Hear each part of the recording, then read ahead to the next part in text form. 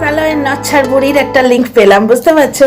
পতিতালয়ের মালটা, কারণ ও আমাকে বলেছে এই চরিত্রহীন, স্ট্যান্ডার্ডলেস, অকাতলেস, মানে কি বলবো, এই যে নোংরা মেয়ে ছেলেটা বুড়ি একদম, মানে আর কিছুদিন পরেই চিতায় আগুন লাগবে। এ আমায় বলে আমি আমার ছেলেকে পরকীয়া শেখাচ্ছি। কে জানে পতিতালয়ের, কালকে আমাকে বলেছে পতিতালয়ের মাল, তাই নিজে কি পতিতালয়ের বুড়ি, পতিতালয়ের বিষ্ঠা সাফ করে সেই বুড়িয়ে। পতিতালয়ে মানে কোনো কাজকর্ম করার এর যোগ্যতা নেই, কারণ এর যা চেহারা, এর দিকে কেউ তাকাবে না। হ্যাঁ, ওখানে কেউ থাকে ক্লায়েন্টদের পেছন। পতিতালয়ের নচ্ছার বুড়িটা, ওই বুড়িটার মনের কথা নাকি কেউ কমেন্টে লিখেছে। ভাই, তোর মন আছে? তুই তো শরীর সর্বস্বরে নাতনির বয়সী একটা মেয়েকে দিয়ে গাল দিয়েছিলিস, পতিতালয়ের মাল।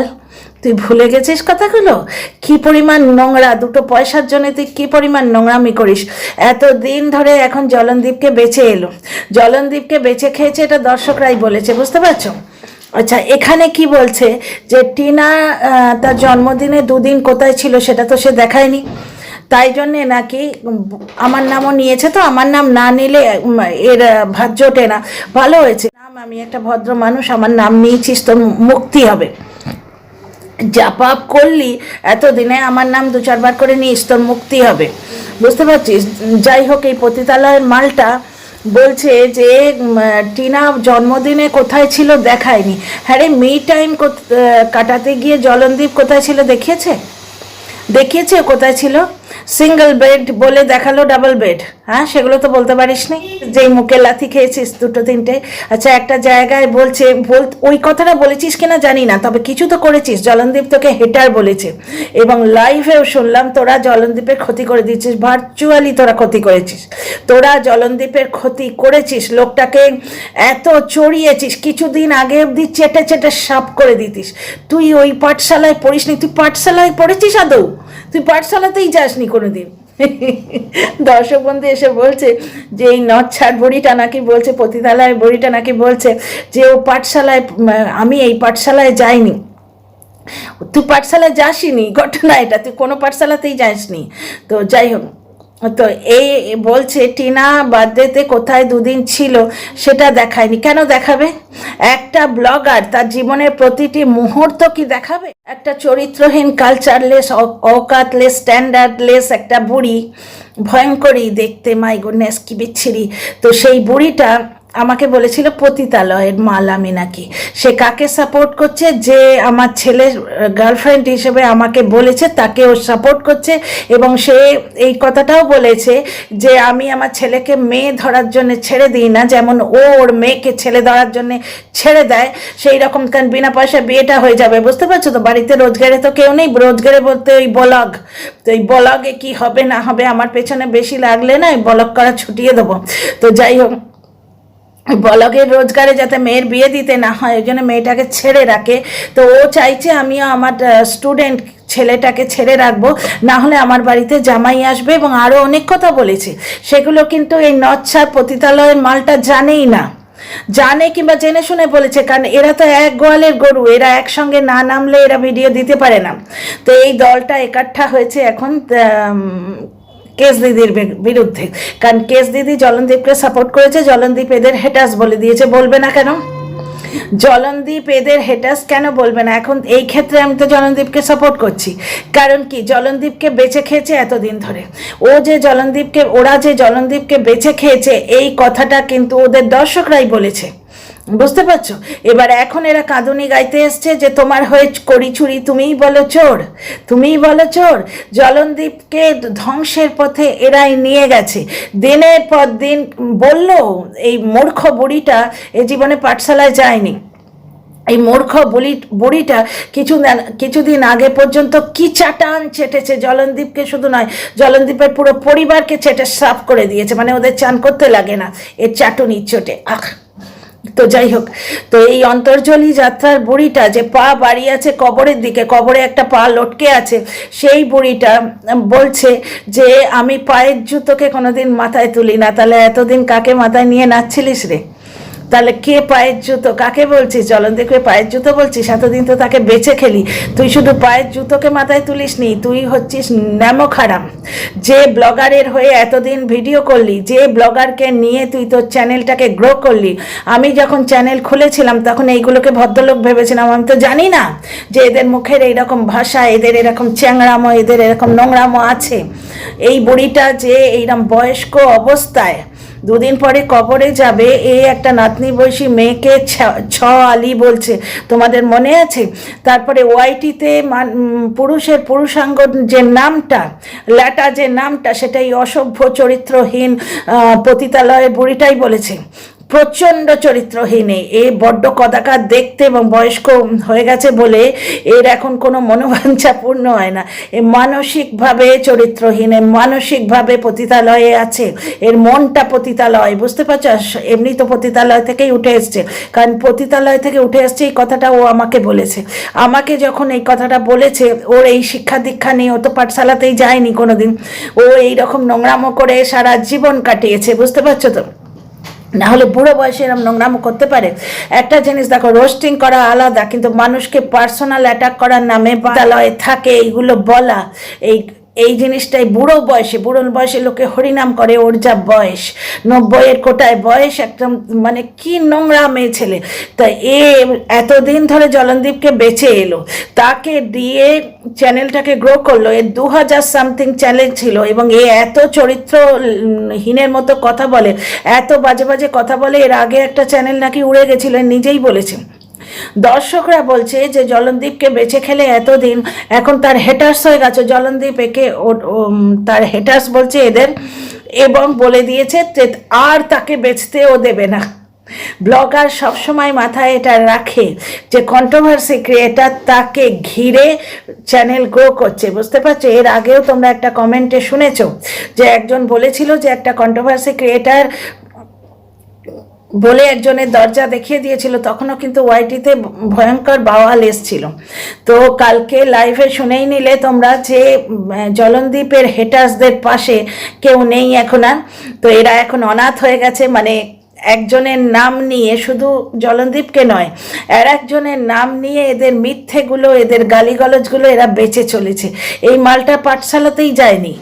আজকে বলছে পায়ের জুতোকে আমি কখনো মাথায় রাখি না। তার মানে কাকে বলছিস রে? জলনদীপকে বলছিস পায়ের জুতো? চরিত্রহীন মেয়ে ছেলে, কাকে বলছিস? আচ্ছা, কালকে নাকি আমাকে বলেছে, এর ভিডিও আমি দেখি না, কিন্তু আমি শুনলাম আমাকে নাকি বলেছে পতিতালয়ের মাল। তার মানে ও কিন্তু আমার বাড়ির লোককে বলছে। ওর সে সেন্স নেই, কারণ ও পতিতালয় থেকেই তৈরি হয়েছে, এবং ওকে কোনোদিন ওর বাবা আমাকে বলেছে পতিতালয়ের মাল। তো ও নিজেও পতিতালয়ের, বুঝতে পারছো? ওকে কেউ শেখায়নি যে অন্যকে এইভাবে বলতে নেই, কারণ এর বাড়া ধানে আমি কিন্তু মই দিইনি।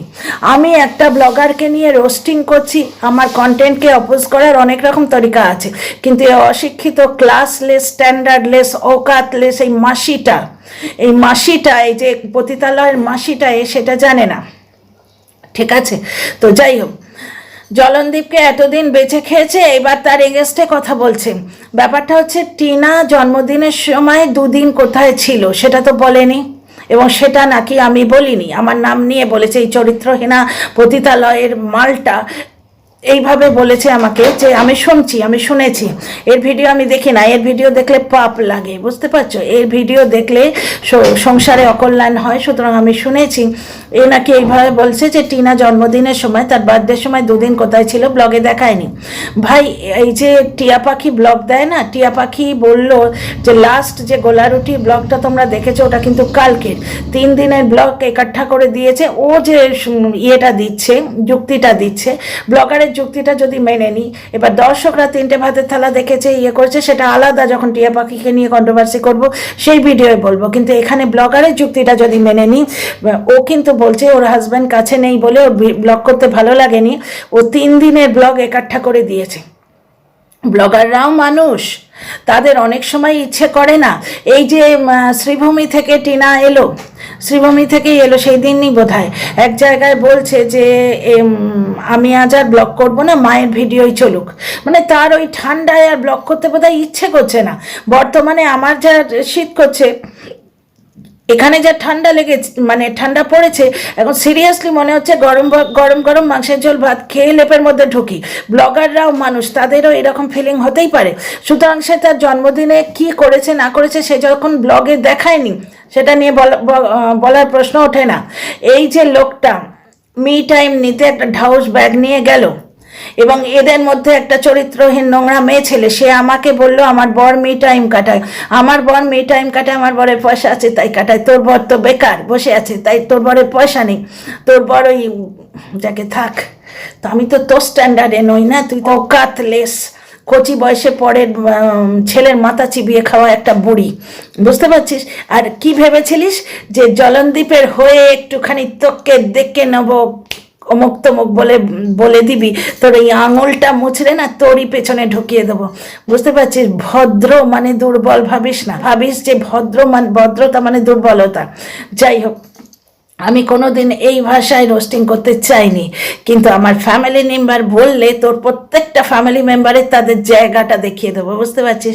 এখনো সামলে যা। তুই বলেছিলিস না একজনকে, সে বেচারি তার সন্তানহীন, সেই জন্যে সে ডাক্তার দেখাতে গেছে, তুই বলেছিলিস না সে ক্লায়েন্ট ডাকতে গেছে। এদের মধ্যেই কেউ একজন বলেছিল, বুঝতে পারছো? এইরকম কথা এরা বলে, তাহলে এদের বাড়ির লোক যদি অন্য কোথাও গিয়ে থাকে তা বলাই যেতে পারে অনেক কথা, সে কিন্তু বলেনি। তো যাই হোক, ফিরে আসি টপিকে। আচ্ছা, এখানে এ বলছে নাকি যে এ পায়ের জুতোকে মাথায় তোলে না কোনো দিন, তার মানে পায়ের জুতোটা কাকে বললো? আর কাউকে মানে পরিষ্কারভাবে চ্যালেঞ্জ করে দিল, আইনের আওতায় আমাকে কি আনবে? কমিউনিটি পোস্টে বলা হয়েছে না, আইনের পথে সবাইকে দেখে নেব। কেন রক্ষক এখন ভক্ষক হয়েছে? তাই আইনের কোন জায়গাটায় আমায় আনবেন? ভাই তাড়াতাড়ি প্রাইভেট কর, থাম্বনেলগুলো চেঞ্জ কর। ওই লোকটারই গোষ্ঠীর ফটো লাগিয়ে তো কামিয়েছিস, তাকে বেচেছিস, তার বাড়ির লোককে বেচেছিস, কি চাটান চেটেছিস এতদিন, তার ভুলগুলোকে ঠিক বলে প্রমাণিত করার চেষ্টা করেছিস, লোকটাকে আরো ভুল পথে চালিত করে দিয়েছিস। আজকে তাকে ফিরিয়ে আনার জায়গা ছিল, তার সঙ্গে তার ওয়াইফের মিল করিয়ে দেয়া যেত। কমিউনিটি পোস্টেও শুনলাম ম্যাডাম বলেছিলেন যে ওর স্ত্রীকে নিয়ে নোংরা কন্ট্রোভার্সি তোমরা করো না, তখন কিন্তু এরা শোনেনি, বুঝতে পারছো? কমিউনিটি পোস্টে তাই পড়লাম। এখন বলছে আমাকে আইনের ভয় দেখাবেন না। কেন? এই আইনের ভয়টা তো তুইও লোককে দেখিয়ে গেছিস রে, তুইও লোককে দেখিয়ে গেছিস। এখন তোর সামনে জুজু ঘুরছে, তাই তোর মনে হচ্ছে আইনের ভয় দেখাবেন না? এটা তো তুইও দেখাতে গেছিলিস। ওই হেটার যে তোকে হেটার বলেছে তার ক্লোজ হবার জন্যে তুই আইনের ভয় দেখাতে আসিসনি আঙুল তুলে।